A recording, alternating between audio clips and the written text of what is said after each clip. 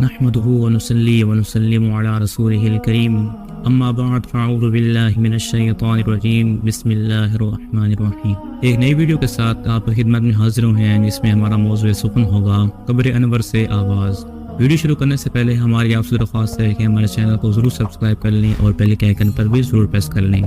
حضرت علی رضی اللہ تعالی عنہ فرماتے ہیں کہ جب ہم حضور علیہ الصلوۃ والسلام کے دفن مبارک سے فارغ ہوئے تو 3 دن کے بعد ایک عربی مدینہ منورہ میں آتا ہے اور رسول علیہ الصلوۃ والسلام کی قبر مبارک کے سامنے گر کر آہذاری کرتا ہے اور قبر مبارک کی مٹی سر میں ڈالتا ہے اور کہتا ہے یا رسول اللہ، آپ نے جو فرمایا ہم نے سنا، آپ نے ہم نے قرآن عطا فرمایا وہ ہم نے سنا اور پڑھا، اس میں ہے وَلَوْ أَنَّهُمْ إِذْ ظَلَمُوا أَنفُسَهُمْ جَاءُوكَ فَاسْتَغْفَرُوا اللَّهَ وَاسْتَغْفَرَ لَهُمُ الرَّسُولُ لَوَجَدُوا اللَّهَ تَوَّابًا رَحِيمًا۔ یعنی اے محبوب، جب یہ اپنی جانوں پر ظلم کر بیٹھیں تو آپ کی بارگاہ میں حاضر ہو جائیں اور آپ ان کی اللہ تعالیٰ سے سفارش کریں اور اللہ تعالیٰ ان کو بخشنے والا ہے۔